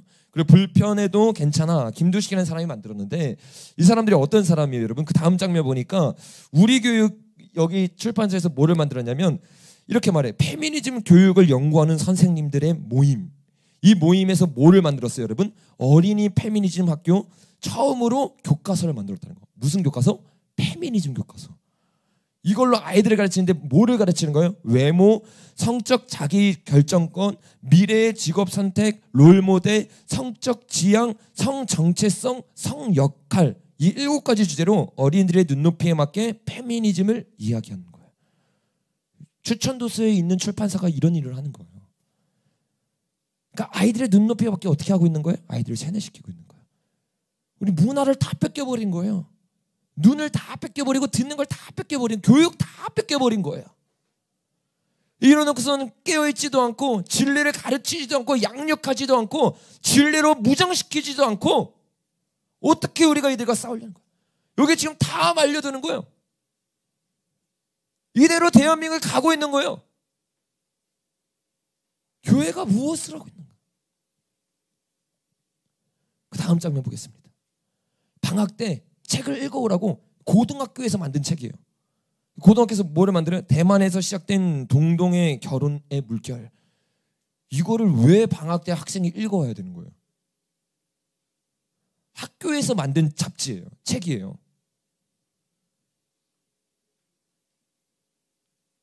여러분, 이게 언제부터 이렇게 됐어요? 이 칼막스의 전략 그대로 따라간 거예요. 다음 세대를 생각한다고 저와 여러분이 정말 이 다음 세대 지키기 원한다고, 정말로 이 대한민국 지키기 원한다고요? 지금 목숨 걸고 싸워야 될 때예요. 헝가리는 시작하기 전에 막았는데 우리는 이미 시작이 됐어요. 2014년에.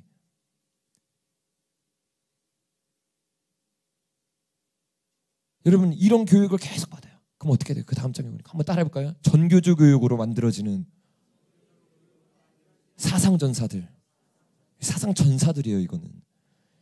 이거는 6년이라는 그 시간 동안 계속 그 교육을 받으면서요 사상전사로 거듭나기 시작해요.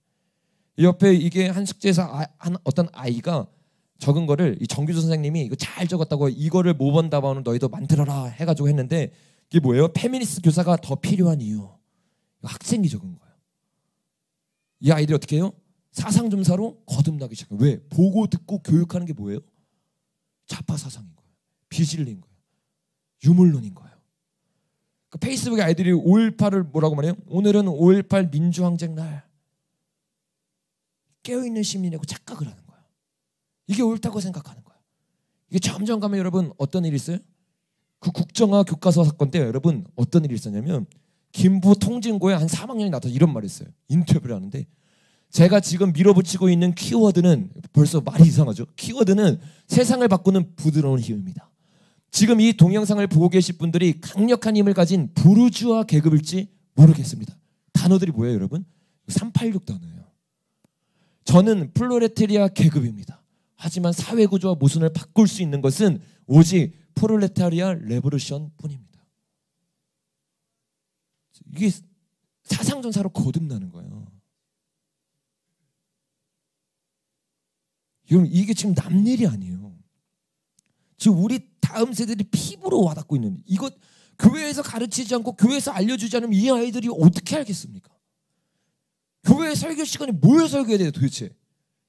여러분, 설교는요 교리가 아니에요. 설교는 뭐예요? 삶을 다루는 거예요.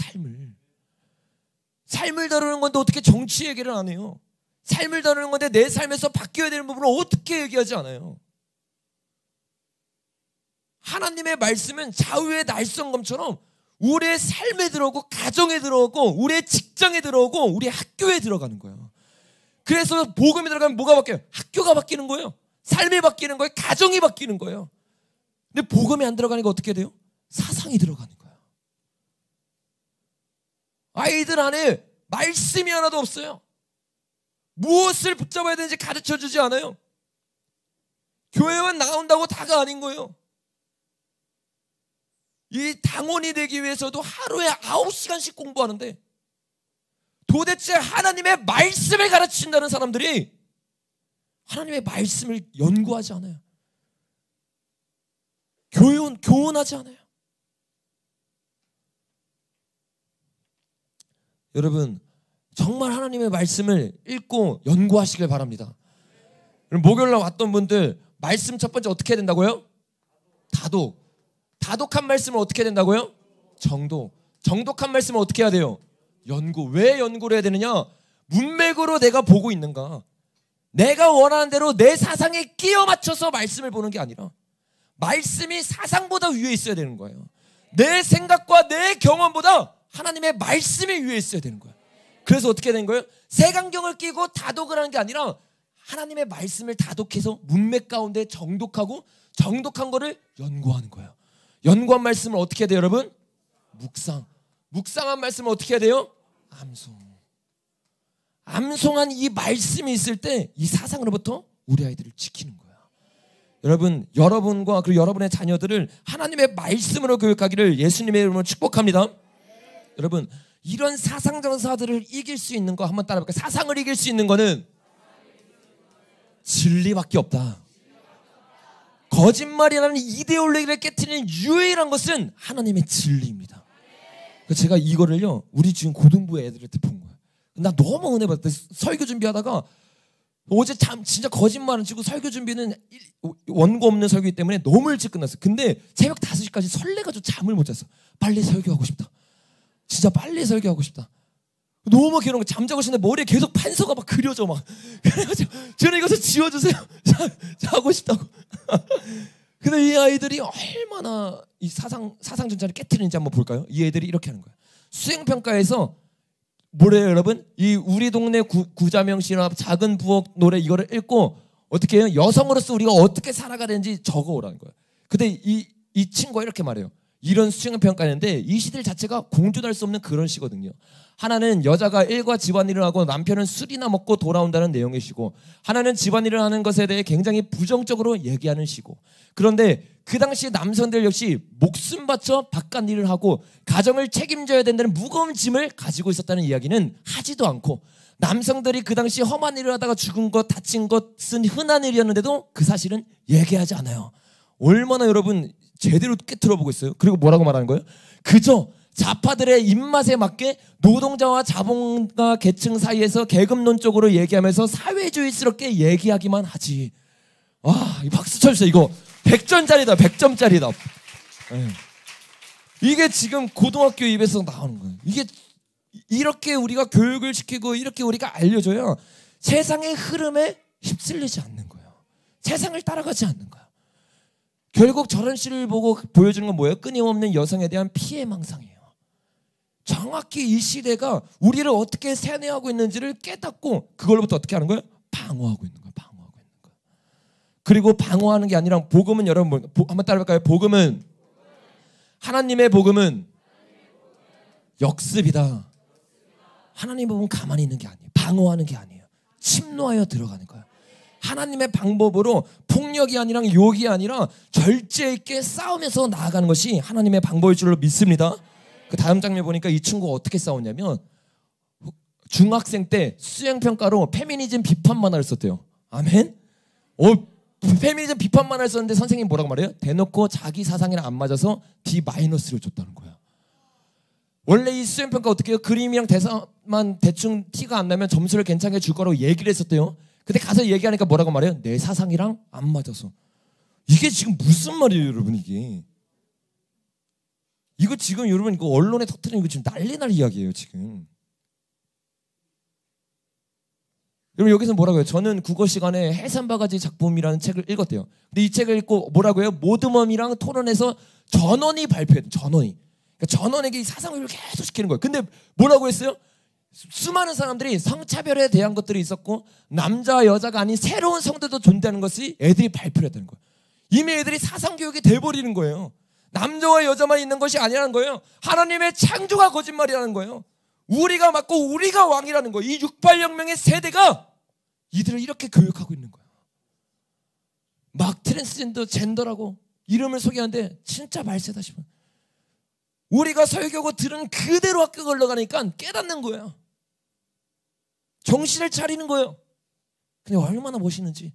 저는 마지막 발표 때 주인공은 항상 마지막에 주님의 타이밍. 차별금지법 마지막 발표를 할 때 차별금지법 제정에 반대하면서 동성애 차별금지법 제정된 미국에서 한 제빵사가 동성애 커플 웨딩 케이크를 제작 거절했다가 1억 6천만 원 상당의 거금을 벌금으로 지불해야 했다고 언급을 했어요. 그리고 오히려 역차별이 있을 수 있다고 발표를 했습니다. 아멘. 네, 발표. 이것도 100점짜리 발표. 100점짜리. 아멘. 그런 얘기를 하니까 애들이 뭐예요? 놀래요.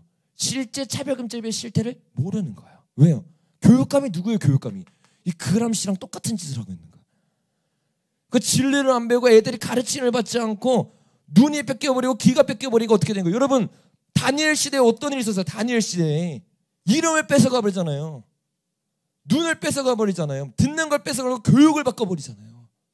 바벨론 교육에 들어가니까 어떻게 수많은 사람들이 마음이 딱딱하게 굳어가는 거예요. 하나님을 사랑했던 사람들조차도. 여러분 지금은 정말로 진리로 우리가 싸워야 될 때로 믿습니다. 이 친구들이 이렇게 나누면서 7명 있는 방이잖아요. 그 다음 장을 보니까 선생님이 말하는 거예요. 학교에서 얼마나 많이 힘드니? 그랬더니 이렇게 네 많이 힘들고 답답해요. 하지만 우리에겐 세상을 이미 이기신 전능하신 천지를 창조하신 하나님이 있죠. 아멘. 정말 이 나라의 교육을 위해 기도해야 함을 절실히 느껴요. 교육을 위해 학생들을 위해 기도합시다. 아멘. 이게 지금 고등학교 애들이 이렇게 보내는 거예요. 정말 제가 이걸 보면서 사역할 맛 난다.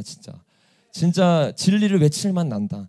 많은 사람이 필요한 게 아니에요. 여러분 봤잖아요. 여기 지금 당원 몇 명 만들어요? 100명. 100명으로 대한민국 100배의 면적을 무너뜨렸어요. 그러면 진리를 가지고 사람들을 교육하고 진리로 정말로 예수님의 제자들을 만들면 이 사람들은 천하를 소동케 하는 자들이 되는 거예요. 이렇게 말하니까 선생님들, 그 제자의 선생님들인데 우리에게 성령의 검 빛이요 생명이요 불같은 말씀이 있지. 아멘. 이 말씀으로 이기는 거야. 이 친구가 말하는 다른 친구죠. 땡땡이네 학교 너무 심각한 것 같아요. 대박 노골적인데 밑에 아멘 열심히 읽어야 함을 더 절실히 느끼네요. 오늘 늦더라도 꼭 올리겠습니다. 이렇게 애들이요 말씀을 읽고 말씀을 암송하고 학교에서 나가서 싸우기 위해서 나아가고 있어요. 저와 여러분 뭐 하고 있습니까? 여러분 이 아이들에게 학교는 뭐예요? 선교지인 거예요. 여러분 직장을 선교지처럼 생각하고 나아가고 있습니까? 아니면 나만 지키면 되지? 나만 잘하면 되지? 이 이기심에서 벗어나야 돼. 이 아이들 어떻게 하는 줄 아세요? 그 옆에 저거 뭔지 알아요 여러분?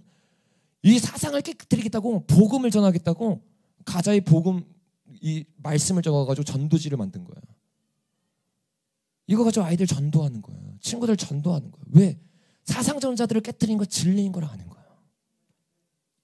우리 저번에도 우리 저기 어딨어 여기 소망이도 전도하겠다고 말씀을 성경책 우리 저 성경책을 책가방에 다 가지고 가지고 이거를 학교에 나눠주고 전도를 하는 거예요. 아멘이니까 우리 또 박수 우리 오늘 박수할 일이 많아요. 여러분 세상이 점점 암흑으로 치닫고요. 세상이 점점 무너져 갈 때요. 진리를 붙잡는 세대가 일어나면 세상이 어두워질수록 빛을 발하게 됩니다. 저와 여러분이 우리 다음 세대들 그리고 저와 여러분도 이 어두운 세상에 빛이 되기를. 그래서 선전성동에 속는 것이 아니라 뭐가 돼야 돼요? 진리에 바로 서는 저와 여러분 되기를 예수님의 이름으로 축복합니다. 마지막 네 번째로 한번 따라해 보겠습니다. 공포전술. 이 마지막에 공포전술인데 이 공포전술은 뭐냐면 네 번째죠. 공포전술은 혁명이 다 끝났어. 그 다음에 하는 거야. 어떻게 해요? 더 이상 이들이 발악하지 못하도록 완전히 숙청시켜버리는 거예요. 아까 언론사를 어떻게 됐어요? 다 박살내버렸어요. 북한의 교회들 다 어떻게 됐어요? 박살냈어요. 여러분 베트남에 있던 600만 명 어떻게 됐어요? 숙청당했어요. 100만 명 보트필베 어떻게 됐어요? 90명 빼고 10만 명은 다 죽어버렸어요. 왜 다 숙청시킵니까? 나한테 이젠 공산주의의 건의에 대들면 너는 다 죽어요. 아까 우리 봤죠? 공산주의 혁명가에서 한번 띄워볼까요? 호로스프가 뭐라고 말해요? 3년 안에 기독교인들 다 없앤 후에 마지막 한 사람 안 죽여요. 왜? TV 앞에 선전선동하면서 어떻게 하는 거예요? 그 앞에서 죽여버리는 거예요. 너네 공산주의에 대적하면 다 죽어. 이게 너네 모습이에요. 그럼 여러분 북한에서 어떤 일이 일어나요? 다음 장면. 탈북을 하잖아요. 그 사람들 공개 처형을 해요. 그리고 임산부가 있으면 어떻게 해요? 성희롱을 합니다. 아이를 낙태를 시켜요. 어떻게 해요? 제수들을 그 위에 널판지 위에 올려놓는 거예요. 여러분 이거 지금 일어나고 있는 지금. 제발 공산주의에서 정신을 차려야 돼요. 유토피아가 아니에요. 저긴 지옥입니다. 다음 장면. 시계 고문을 시키고요. 먹을 게 없어서 소똥에서 옥수수 하나를 먹는 거예요. 이런 걸로 선전선동을 하기 시작해요. 그러면 어떻게 돼요? 그 마음 가운데 두려움이 생겨요. 북한에서 탈북했던 사람이 있는데 그분이 자녀가 3명이었어요. 첫째 이름이 김총이에요. 둘째 이름이 김포예요. 총, 포, 그리고 뭐예요? 셋째가 탄이에요. 이게 뭔지 알아요? 김일성을 위한 총포탄이 되겠습니다. 완전히 세뇌를 당해버리는 거예요. 두려움에 사로잡혀버리는 거예요. 탈북자들이 한국에 와가지고요 축구를 하고 나면요 다칠 때까지 축구를 해요. 뭐 하나를 하면요 죽을 때까지요. 왜? 자기 몸 아끼는 법을 안 배웠어요. 김일성을 위해서, 김정일을 위해서, 김정은을 위해서 살아가야 되는 거예요. 공포를 심어주는 거예요. 두려움을 심어주는 거예요. 뭐로? 거짓으로. 이 두려움이 심겨지니까 여러분 어떻게 되는 거예요? 마지막 장면 한번 보겠습니다. 마지막. 강제노동을 하고 못 벗어나는 거예요. 몰래 먹는 뱀과 쥐를 계속 먹는 거예요. 이 불쌍한 사람들 왜 이런 일이 생기는 거예요? 복음이 아니라 거짓이 들어가는 거예요. 그러니까 태영호 권사님이 여러분 뭐라고 말했어요? 북한에 십자가가 하나가 미치는 영향력이 어마어마하다는 거예요. 십자가가 들어가고 성경책이 던져지면요 그 복음의 진리가 어떻게 진리를 할지니 진리가 너희를 자유케 하리라. 자유케 하는 거예요. 공포에서 어떻게 되는 거예요? 자유를 주는 거예요. 두려움에서 어떻게 되는 거예요? 자유를 주는 거예요. 비전이 생기고 꿈이 생기고 그거를 품고 나아가게 되는 거예요. 여러분 이게 공산주의의 전략이에요. 공산주의는요 우리 피아노만 좀 쳐주면 좋을 것 같아요. 공산주의는요 이렇게 한 나라를 점령합니다. 이게 지금 대한민국에서 일어나고 있는 일이에요. 여러분 지금까지는요 공산주의가 어떻게 한 나라를 점령하고 어떻게 다음 세대를 점령해가지고 이 사람들을 전이대로 만드는가, 이 아이들을 어떻게 사상전사로 만드는가, 여기까지 나왔어요. 결론을 내면서 앞으로 여러분 제목이 뭐예요? 공산당이 어떻게 세계의 단일 정부를 만드는가, 이것에 대해서 이제 지금까지는 과거의 이야기, 앞으로 어떤 일이 있을지 우리가 알아야 전략을 가지고 막을 거 아니에요. 이 전략의 답이 어디에 있어요 여러분? 따라할까요? 항상 답은 성경에 있습니다. 아멘. 여러분 성경은요 우리 미래가 어떻게 될지를 다 예언하고 있어요. 약속하고 있어요. 그 약속을 보면요 공산주의가 어떻게 움직일지가 너무나도 보이는 거예요. 그래서 우리가 먼저 이거를 봐야 되는데, 여러분 하나님이 뭐를 하셨어요? 창조하셨죠. 이 창조를 통해서 뭐를 만든 거예요 여러분? 에덴 동산을 만들었어요. 에덴. 이 에덴 동산이 여러분 뭐예요? 하나님 나라입니다. 이 에덴 동산에서 뭐가 일어나냐면 따라할까요? 하나님의 통치, 하나님의 임재. 하나님이 이 에덴을 만들어서 뭐를 한 거냐면 이 땅 가운데 하늘나라가 임하게 한 거야. 하나님의 완벽한 통치, 하나님의 완벽한 나라가 어디에 임한 거예요? 에덴 동산에 임한 거야. 근데 이 에덴 동산이 언제 깨져요 여러분? 죄가 들어올 때. 죄. 여러분 이 죄가 뭐예요? 죄는 따라할까요? 죄는 이데올로기, 죄는 거짓. 이데올로기가 거짓말로 죄가 틈타기 시작하는 거예요. 거짓이 들어가요. 비진리가 들어가요. 이데올로기와 사상을 넣어줘요. 그게 열매로 뭐가 만들어져요? 죄가 만들어지고 죄가 어떻게 해요? 천국을 깨트리는 거예요. 이게 공산주의의 전략이에요. 여러분 하나님이 이 하나님 나라를 만들기 위해서 뭐를 한 거예요? 복음을 만들었고 이 땅을 만들었어요. 그래서 하나님이 어떻게 해요? 우리가 이제는 이 공산주의자들이 이 죄가 속아요. 뭐라고 말해요? 너가 왕이다. 너가 왕. 하나님이 왕이랑 너가 왕이다. 속일 때는 어떻게 속여요? 이렇게 속여요. 그 실상 들어가면 누가 와요? 죄가 왕이에요. 죄 무슨 노릇해요? 종노릇. 죄의 종노릇 하는 거예요. 내가 왕인 줄 알고 내 멋대로 산다고 착각을 했는데 알고 봤더니 누가 왕인 거예요? 죄가 왕이고 사단이 왕인 거야. 우린 거기서 종노릇하는 거야. 그게 뭐예요? 애굽이잖아요. 이 애굽에서 하나님이 어떻게 했어요? 출애굽을 시키는데, 그리고 고린도전서 10장에 보니까 뭐라고 말해? 이 출애굽을 뭐래? 하나님의 세례라고. 복음이더라고. 하나님의 세례라니까 이 죄의 종노릇하던 자에서 어떻게 되는 거예요? 이제는 왕노릇하는 자가 되어버린 거야.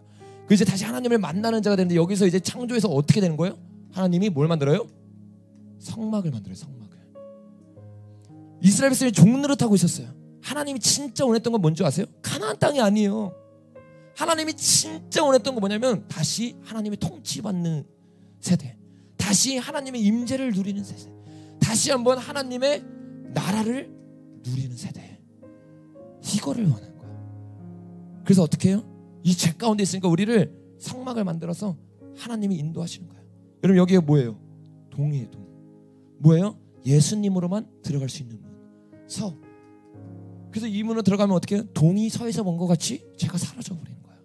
하나님이 우리를 인도하셨어요. 그래서 들어가서 여러분 뭐가 있어요? 번제단이 있어요. 번제단에서 우리의 죄를 회개하고 우리의 죄를 돌이켜요. 그리고 뭐가 있어요 여러분? 물두멍이 있어요. 그리고 나서 어디로 들어가는 거예요? 성소로 들어가요. 성소에 여기 뭐가 있어요 여러분? 떡상. 여기 뭐가 있어요? 촛대. 여기에 뭐가 있어요? 금향단이 있죠. 그리고 안에 뭐가 있습니까? 지성소. 이 모든 것을 지나서 하나님이 뭐라는 거예요? 지성소에서 나를 만나자. 이 에덴에서의 하나님의 통치와 하나님의 임재와 하나님의 나라가 성소에 회복이 된 거예요. 이 회복된 가운데 하나님이 뭐를 말하는 거예요? 철저하게 성막은요 하나님 중심입니다. 여기에요 12지파가 이렇게 있어요. 3개씩. 레위지파가 여기 4개 있죠. 다 뭐하고 있는 거예요? 성막 중심으로 돌아가요. 하나님이 말씀하면 움직이고 하나님이 멈추하면 멈추는 거예요. 뭐가 회복된 거예요? 하나님의 통치가 회복된 거예요. 뭐가 회복된 거예요? 하나님의 임재가 회복된 거예요. 뭐가 회복된 거예요? 하나님의 나라가 회복된 거예요. 하나님이 우리에게 원하는 건 바로 이거였어요. 나 너와 함께하기 원한다. 여기서 여러분 어떤 일이 있었어요? 다윗이 자기만 성전에 있는 게 너무 싫은 거예요. 왜요? 하나님이 왕이거든. 성전은 뭐예요? 하나님이 진짜 이 나라의 주인이십니다. 하나님이 왕이신 나라 선포하는 거예요. 하나님이 가장 좋은 곳에 계세요. 근데 다윗이 했나요? 못했나요? 못했죠. 누가 했어요? 솔로몬. 솔로몬이 이 죄를 짓고 나서 어떻게 됐어요? 이 성전이 어떻게 됐어요? 무너졌어요. 그리고 다시 누가 건축하죠? 스룹바벨. 스룹바벨 성전을 다시 한번 해서 어떻게 됐어요? 지금 헤롯 성전이 있죠. 헤롯 성전. 이 헤롯 성전을 여러분 예수님이 와서 뭐라고 말씀했어요? 내가 무너지면 3일 만에 다시 세우겠다. 하나님이 말한 건 뭐예요? 이게 아니에요. 십자가의 복음으로 이제는 뭐가 성전이 된 거예요? 교회. 교회가 하나님의 성전이 된 거예요. 그래서 여러분 고린도전서 6장 한번 가볼까요?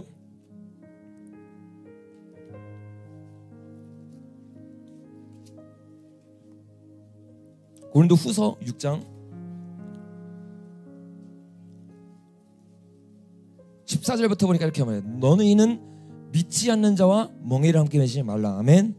의와 불법이 없지 않게 하며 빛과 어둠이 어찌 사귀며 그리스도와 벨레알이 어찌 조화되며 믿는 자와 믿지 않는 자가 어찌 상관하며 하나님의 성전과 우상이 어찌 일치되리요. 다 읽어볼까요? 시작. 우리는 살아계신 하나님의 성전이라. 아멘. 우리는 뭐라고요? 살아계신 하나님의 성전이라. 그게 교회예요. 그래서 어떻게 해야 돼요? 그러므로 너희는 그들 중에서 나와서 따로 있고 부정한 것을 만지지 말라. 내가 너희를 영접하여 너희에게 아버지가 되고 너희는 내게 자녀가 되리라. 정능하신 주의 말씀이니라. 그 위에 16절에 보니까 뭐라고 말해요? 내가 그들 가운데 거하며. 아멘. 하나님은 어디 거하는 거예요? 이제 내 안에 거하는 거예요. 두루 행하면 나는 그들의 뭐가 돼요? 하나님이 되고 그들은 나의 백성이 되고. 교회가 이제 뭐가 된 거예요? 하나님의 통치가 임하는 교회가 된 거예요. 교회가 이제 뭐가 된 거예요? 내 몸이 하나님의 임재가 임하는 곳이 된 거예요. 내 몸이 이제 뭐가 된 거예요? 하나님의 나라가 임하는 곳이 된 거예요. 이게 지금의 역사예요. 여기서 이제 여러분 어디로 가는 거예요? 천년왕국으로 가고 여기서 이제 어디로 가는 거예요? 새 예루살렘으로 가는 거예요. 이게 하나님 나라의 복음의 약속이고 끝입니다. 그리고 우리 영원한 새 예루살렘에서 하나님과 뭐라는 거예요? 영생을 누리는 거예요. 이게 지금 창조부터 마지막 새 예루살렘까지 성경에서 우리에게 약속하고 있는 역사의 흐름이에요. 이 역사의 흐름을 통해서 우리가 알 수 있는 게 있어요. 여러분 이제 이들이 공산주의가 원하는 게 뭐예요? 하나님의 나라가 아니라 그들은 뭘 원해요? 유토피아를 만들려고 그래요. 하나님의 나라가 아니라 누가 왕인 거야? 하나님의 통치를 받기 싫어요. 네가 왕이야. 너가 원하는 대로 살아가. 왜 하나님의 통치를 따라? 왜 하나님의 임재를 따라가? 왜 너가 하나님의 나라를 만들려고 그래? 너가 왕인 나라가 있어. 이 유토피아를 만들려고 그래요. 그래서 이 사단은요 직감적으로 아는 거예요. 그래서 어떻게 해요? 하나님 나라를 없애기 위해서 세상을 점령하려고 그래요. 세상의 나라를 얻으려고 그래요. 그래서 이들은요 세 가지를 앞으로 할 거예요. 뭐래요?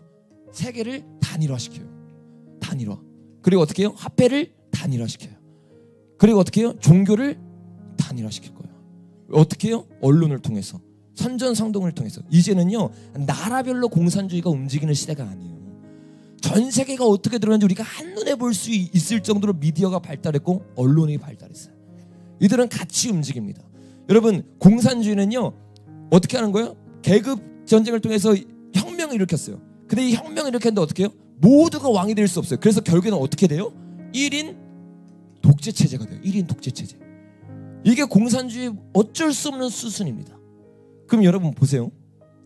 1인 독재 체제가 되는데 마지막 때 우리가 요한계시를 통해서 보았죠. 마지막 때 일어나는 일 중에서 재난이 시작될 때 일어나는 일이 뭐예요? 첫째가 뭐예요? 칼, 적그리스도가 나오고 그 다음에 칼이 뭐예요 여러분? 전쟁, 기근, 그 다음 뭐예요? 전염병. 이건 약속입니다. 성경에서 말하는 전쟁과 기근과 전염병이 마지막 때에 판을 치게 될 거야. 근데 이 마지막 때에 독재 1인이 나타나서 이제는 이 사람이 어떻게 해요? 요한계시록 13장에 보면 경배받는 일이 일어나요. 이들이 어떻게 돼요? 이 사람이 왕처럼 되게 돼요. 그럼 어떤 당연한 거예요. 전쟁, 기근, 전염병 세 가지 중에 하나일 거예요. 여기서 많은 사람들을 생명을 살리는 거예요. 많은 사람들이 봤을 때 올바른 길로 가게 하는 거예요. 어떻게? 전쟁에서 구원자가 되거나 기근 가운데서 기근을 해결하는 구원자가 되거나 전염병 가운데 전염병을 해결하는 구원자가 되는 거예요.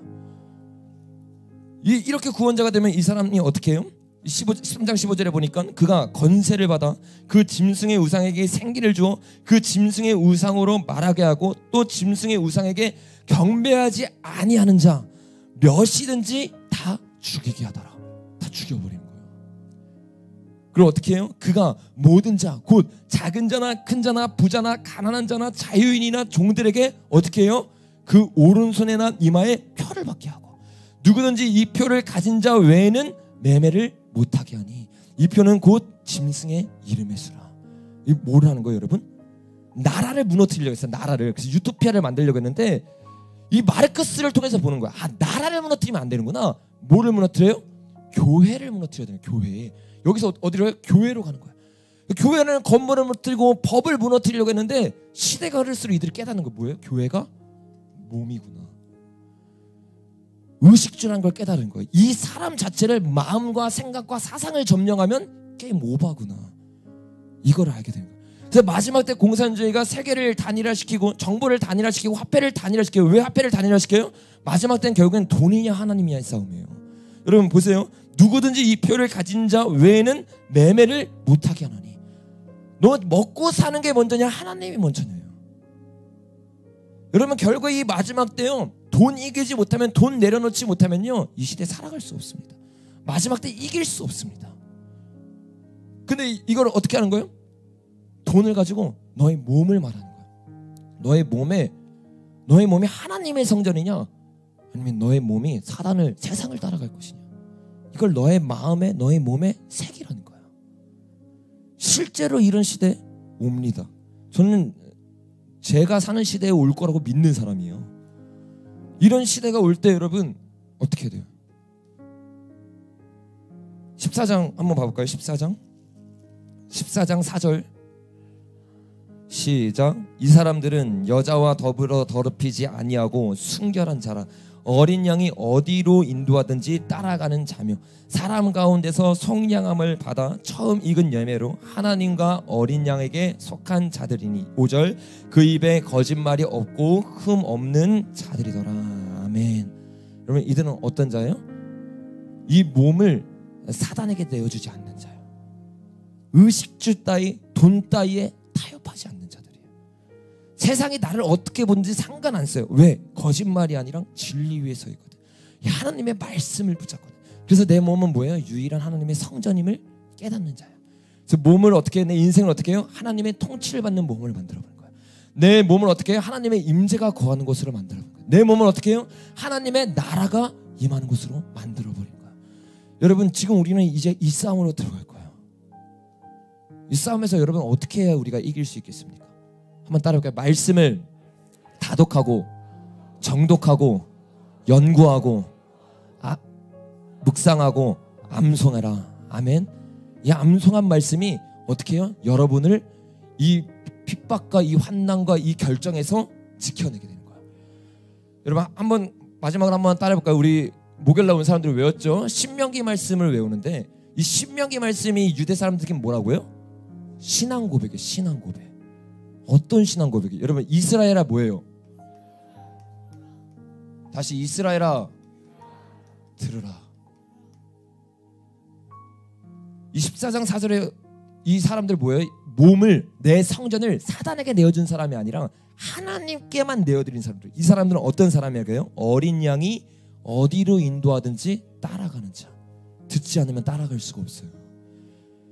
이 마지막 때 하나님의 음성을 듣는 법을 깨닫지 못한다면, 하나님이 말하는 진리가 무엇인지를 깨닫지를 못하면요, 우리는 혼돈하게 될 겁니다. 미혹하게 될 겁니다. 세상을 읽을 수 없게 될 겁니다. 이 사단 간의 싸움에서 지게 될 겁니다. 여러분, 뭘 들어야 돼요? 그러면 두 번째가 뭐예요? 우리 하나님. 하나님인데 어떤 하나님이에요? 여호와, 야훼의 하나님. 하나님은 어떤 하나님이래요? 오직 유일한 여호와니라. 아멘. 우리가 누구의 말을 듣는 거예요? 여호와, 오직 유일한 여호와. 주님 앞에 뭐라고 결정? 주님, 나는 오직 하나님의 통치를 받습니다. 나는 오직 하나님의 임재만을 따라갑니다. 나는 오직 하나님의 나라의 백성으로 살아가겠습니다. 이 고백을 하는 거예요. 주님, 유일하신 여호와 하나님, 내게 말씀해 주세요. 굴복하는 거예요. 엎드리는 거예요. 이 마지막 때에 어떠한 핍박이 오더라도, 어떠한 환난이 오더라도, 세계가 점점 어두워지고 빛과 소망이 사라질지라도, 내가 주님, 학교에서, 직장에서 하나님의 통치를 받겠습니다.